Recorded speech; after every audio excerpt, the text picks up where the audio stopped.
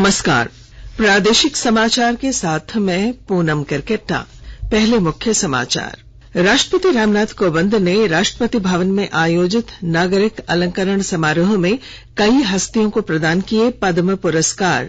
मुख्यमंत्री हेमंत सोरेन ने कहा, राज्य के विभिन्न विभागों में आरक्षित कोटि की बैकलॉग रिक्तियों पर जल्द शुरू होंगी नियुक्तियां। नीति आयोग की डेल्टा रैंकिंग में शीर्ष 5 जिलों में झारखंड के खूंटी, गुमला और पाकुड़ शामिल। मुख्यमंत्री हेमंत सोरेन और केंद्रीय मंत्री अर्जुन मुंडा ने जताई खुशी। और राज्य में मंद पड़ी कोरोना की रफ्तार, पिछले 24 घंटे में मिले मात्र 13 संक्रमित। देश में अब तक 181 करोड़ से अधिक लग चुकी है कोविड रोधी डोज। और अब समाचारों में आगे बढ़ने से पहले जरूरी संदेश। श्रोताओं से अपील है कि कोविड से सुरक्षित रहने के लिए कृपया इन 4 सरल उपायों का पालन अवश्य करें। पूर्ण टीकाकरण कराएं, मास्क पहनें, 2 गज की सुरक्षित दूरी बनाए रखें, हाथ और चेहरा साफ रखें। राष्ट्रपति रामनाथ कोविंद ने कल शाम राष्ट्रपति भवन में आयोजित नागरिक अलंकरण समारोह में पद्म पुरस्कार प्रदान किए। राष्ट्रपति ने सीडीएस जनरल विपिन रावत और राधेश्याम खेमका को मरणोपरांत पद्म विभूषण से अलंकृत किया। जनरल रावत की बेटियों कृतिका और तारिणी तथा राधेश्याम खेमका के बेटे कृष्ण कुमार ने अलंकरण प्राप्त किया। वरिष्ठ नेता गुलाम नबी आजाद, टाटा सन्स के अध्यक्ष एन चंद्रशेखरन, पैरालंपिक पदक विजेता देवेंद्र झाझरिया, पूर्व नियंत्रक और महालेखा परीक्षक राजीव महर्षि, सीरम इंस्टीट्यूट ऑफ इंडिया के प्रबंध निदेशक साइरस पूनावाला, समाज कल्याण कार्यकर्ता सच्चिदानंद स्वामी और शास्त्रीय गायक राशिद खान को पद्म भूषण से अलंकृत किया गया। गायक गुरमीत बाबा को मरणोपरांत पद्म भूषण प्रदान किया गया। 54 लोगों को पद्मश्री पुरस्कार प्रदान किए गए। सशक्त और समर्थ भारत के निर्माण में योगदान करने वाली 75 महिलाओं को वुमेन ट्रांसफॉर्मिंग इंडिया अवार्ड्स 2021 से सम्मानित किया गया है। नीति आयोग के महिला उद्यमिता मंच ने आजादी का अमृत महोत्सव के तहत कल नई दिल्ली में ये पुरस्कार प्रदान किए। ये पुरस्कार देश के लिए उत्कृष्ट और साधारण योगदान करने वाली महिलाओं के समूह ने दिए। इनमें पुदुचेरी की पूर्व उपराज्यपाल किरण बेदी, संयुक्त राष्ट्र की पूर्व सहायक महासचिव लक्ष्मी पुरी और भारतीय स्टेट बैंक की पूर्व अध्यक्ष अरुंधति भट्टाचार्य सहित कई हस्तियां शामिल हैं। कार्यक्रम में नीति आयोग के मुख्य कार्यकारी अधिकारी अमिताभ कांत और वरिष्ठ सदस्यों के अतिरिक्त प्रख्यात गायक कैलाश खेर भी शामिल हुए। भारत ऑस्ट्रेलिया के बीच दूसरी शिखर बैठक वर्चुअल माध्यम से कल आयोजित हुई। प्रधानमंत्री नरेंद्र मोदी और ऑस्ट्रेलिया के प्रधानमंत्री स्कॉट मॉरिसन ने व्यापक रणनीतिक साझेदारी की विभिन्न पहलों पर हुई प्रगति की समीक्षा की। दोनों प्रधानमंत्रियों ने क्षेत्रीय और अंतर्राष्ट्रीय मुद्दों पर चर्चा की। प्रधानमंत्री श्री नरेंद्र मोदी ने कहा कि पिछले कुछ वर्षों में भारत और ऑस्ट्रेलिया के बीच संबंधों में उल्लेखनीय प्रगति हुई है। प्रधानमंत्री मोदी ने कहा, व्यापक आर्थिक सहयोग समझौते सीईसीए का निष्कर्ष हमारे आर्थिक संबंधों, आर्थिक पुनरुद्धार और आर्थिक सुरक्षा के लिए महत्वपूर्ण होगा। मुख्यमंत्री हेमंत सोरेन ने कहा है कि राज्य के विभिन्न विभागों में आरक्षित कोटे की बैकलॉग रिक्तियों पर जल्द नियुक्तियां शुरू होंगी।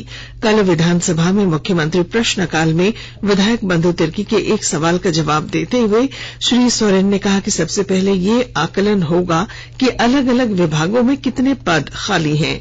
इसके बाद इन पदों को जल्द भरा जाएगा। गुमला जिले में एनएचएम के अंतर्गत संविदा आधारित पदों पर नियुक्ति को लेकर आवेदन पत्र समर्पित करने की अंतिम तारीख बढ़ा दी गई है।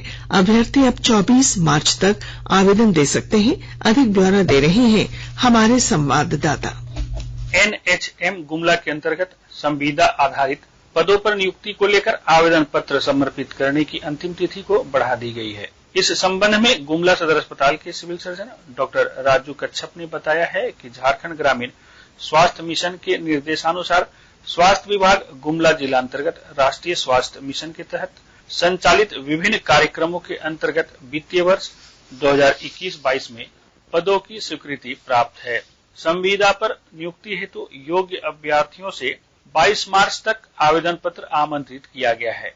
गुमला जिला उपायुक्त सुशांत गौरव ने 17 मार्च से 19 मार्च तक होली के अवसर पर अवकाश तथा 20 मार्च को रविवारीय अवकाश में कार्यालय के बंद रहने के कारण पूर्व में निर्धारित आवेदन पत्र आमंत्रित करने की अंतिम तिथि 24 मार्च 2022 तक करने का निर्देश दिया है। नरेश कुमार, आकाशवाणी समाचार, गुमला। केंद्रीय आवासन और शहरी कार्य मंत्रालय ने कायाकल्प और शहरी परिवर्तन के अटल मिशन अमृत के हाल में शुरू दूसरे चरण में झारखंड सरकार की सभी शहरी जलापूर्ति योजनाओं को मंजूरी दे दी है।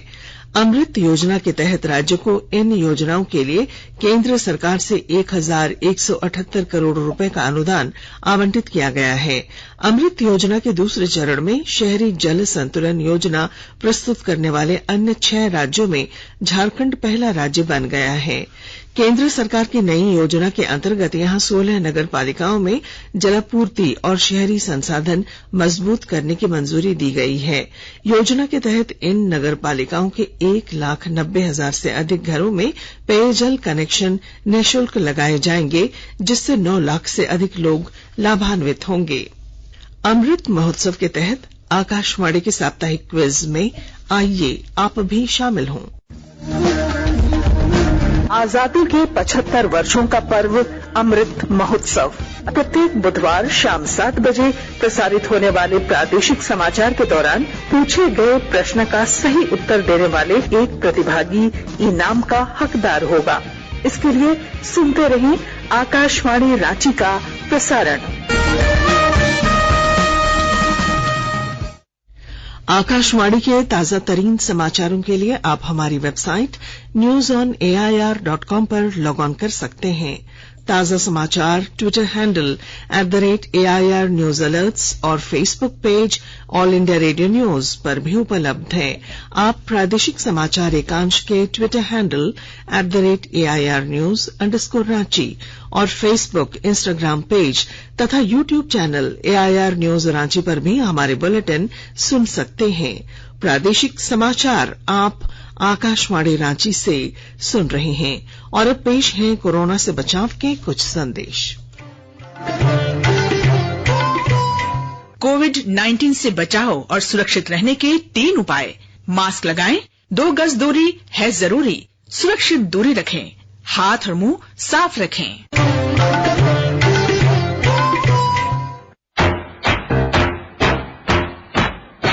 चलो मिलकर एक शुरुआत करें, चलो एक फैसला आज करें, मास्क नहीं तो टोकेंगे, कोरोना को रोकेंगे। चलो एक वादा करते हैं, चलो एक वादा करते हैं, मास्क नहीं तो टोकेंगे, कोरोना को रोकेंगे। भारत सरकार द्वारा जनहित में जारी। प्रादेशिक समाचार में आपका फिर स्वागत है। नीति आयोग द्वारा जनवरी 2022 के लिए की गई डेल्टा रैंकिंग के शीर्ष 5 जिलों में झारखंड के खूंटी, गुमला और पाकुड़ को शामिल किया गया है। इस रैंकिंग में खूंटी को 3रा, गुमला को 4था और पाकुड़ को 5वां स्थान मिला है। पहले पायदान पर बिहार का मुजफ्फरपुर और दूसरे स्थान पर मणिपुर का चंदेल जिला है। जनजातीय मामलों के केंद्रीय मंत्री अर्जुन मुंडा ने नीति आयोग की डेल्टा रैंकिंग में शीर्ष 5 जिलों में खूंटी, गुमला और पाकुड़ के शामिल होने पर खुशी जाहिर की है। उन्होंने कहा है कि प्रधानमंत्री नरेंद्र मोदी हमेशा इन पिछड़े जिलों के विकास के बारे में स्वयं सोचते हैं और समय समय पर जिलाधिकारियों से संवाद कर आकांक्षी जिलों की सफलता से सीखने की सलाह देते हैं। श्री मुंडा ने झारखंड जैसे जनजाति बहुल पिछड़े राज्य के आकांक्षी जिलों के अधिकारियों से राज्य के विकास के लिए और अधिक तत्परता से विकास उन्मुखी कार्य करने का आग्रह किया है। लोहरदगा जिले में मैट्रिक और इंटर परीक्षा की तैयारियां पूरी कर ली गई हैं। कदाचार मुक्त परीक्षा के संचालन के लिए कई एहतियाती कदम उठाए गए हैं और जानकारी दे रहे हैं हमारे संवाददाता। लोहरदगा जिला में माध्यमिक एवं इंटरमीडिएट की परीक्षा की तैयारियां पूरी कर ली गई है। दोनों परीक्षा कदाचार मुक्त वातावरण में संपन्न हो, इसके लिए आवश्यक तैयारियां पूरी कर ली गई है। इस बार परीक्षा केंद्र में परीक्षार्थियों को 45 मिनट पहले पहुंचने का निर्देश दिया गया है। माध्यमिक परीक्षा 24 मार्च से शुरू होगी वहीं इंटरमीडिएट की परीक्षा 24 मार्च से शुरू होकर 25 अप्रैल तक चलेगी। लोहरदगा जिला में माध्यमिक परीक्षा में 6,927 और इंटरमीडिएट की परीक्षा में 3,969 परीक्षार्थी शामिल होंगे। माध्यमिक परीक्षा के लिए लोहरदगा जिला में कुल 17 परीक्षा केंद्र बनाए गए हैं।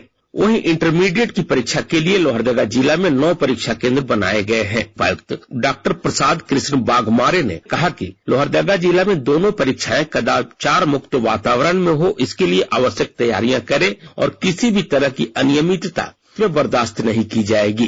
गोपी कृष्ण कुंवर, आकाशवाणी समाचार, लोहरदगा। राज्य में कोरोना की रफ्तार अब बिल्कुल धीमी पड़ गई है। पिछले 24 घंटों में 13,000 से ज्यादा सैंपलों की जांच के बाद महज 13 नए संक्रमित मिले, जबकि इस दौरान 28 संक्रमितों ने महामारी को मात दी है। अब राज्य में सक्रिय मामलों की संख्या घटकर 119 रह गई है। देश में कोविड टीकाकरण 181 करोड़ 52 लाख का आंकड़ा पार कर चुका है। केंद्रीय स्वास्थ्य मंत्रालय ने बताया कि कल 27 लाख से अधिक टीके लगाए गए। 12 से 14 वर्ष के बच्चों को अब तक 32,36,000 से अधिक वैक्सीन डोज लगाई जा चुकी है। अब तक 2 करोड़ 18 लाख से अधिक एहतियाती टीके पात्र श्रेणी के लोगों को लगाए गए हैं। झारखंड राजभवन में कल शाम हाई टी कार्यक्रम का आयोजन किया गया। इसमें राज्यपाल रमेश बैस, राज्य की प्रथम महिला रामबाई बैस, मुख्यमंत्री हेमंत सोरेन, विधानसभा अध्यक्ष रविंद्र नाथ महतो, संसदीय कार्यमंत्री आलमगीर आलम सहित राज्य मंत्रिमंडल के सदस्य, विधायक और वरीय पदाधिकारी शामिल हुए। राजभवन स्थित रांची उद्यान अब आम नागरिकों के लिए कल से खोल दिया गया है। पहले दिन बड़ी संख्या में स्कूली बच्चों के साथ साथ आम लोगों ने राजभवन उद्यान का दर्शन किया। राजभवन उद्यान का दीदार 27 मार्च तक प्रतिदिन पूर्वाह्न 10 बजे से दोपहर बाद 4 बजे तक किया जा सकेगा। उद्यान में प्रवेश राजभवन के गेट नंबर 2 से सुरक्षा जांच के बाद किया जा सकता है। प्रवेश करने वाले सभी व्यक्तियों को अपना पहचान पत्र साथ रखने और कोविड-19 के लिए निर्देशित सभी सुरक्षा गाइडलाइन का पालन करने की सलाह दी गई है। राजभवन उद्यान में फूलों के अलावा 2 कृत्रिम ऑक्टोपस, चिल्ड्रंस पार्क, कृत्रिम पहाड़ और झरना, वुडन आर्ट गैलरी के साथ राजभवन की दीवारों पर सोहराई पेंटिंग आकर्षण का विशेष केंद्र है। और अब मौसम। राजधानी रांची समेत राज्य के कई हिस्सों में मौसम बदलने लगा है। मौसम विज्ञान केंद्र रांची के अनुसार म्यामा में कम दबाव का क्षेत्र बनने के कारण झारखंड में आसमान में बादल छाए हैं। अगले 2-3 दिनों तक आसमान में बादल छाए रहने की संभावना है। इससे लोगों को गर्मी से थोड़ी राहत मिलेगी। 25 मार्च से राज्य में आसमान साफ होगा और अधिकतम तापमान में बढ़ोतरी दर्ज की जाएगी। और अब अखबारों की सुर्खियां। राज्य से प्रकाशित होने वाले लगभग सभी अखबारों ने झारखंड विधानसभा में मुख्यमंत्री की उस घोषणा को प्रमुखता दी है जिसमें उन्होंने आरक्षित कोटे के बैकलॉग पदों को जल्द भरने की बात कही है। प्रभात खबर ने लिखा है, बैकलॉग के आकलन के बाद होगी नियुक्ति। हिंदुस्तान ने रांची स्थित एचईसी में तोप का बैरल बनाने वाली मशीन के निर्माण की खबर पहले पन्ने पर प्रमुखता से प्रकाशित की है। दैनिक भास्कर ने खूंटी में खुलेगी पूर्वोत्तर भारत की पहली डिजिटल यूनिवर्सिटी शीर्षक से लीड खबर बनाई है।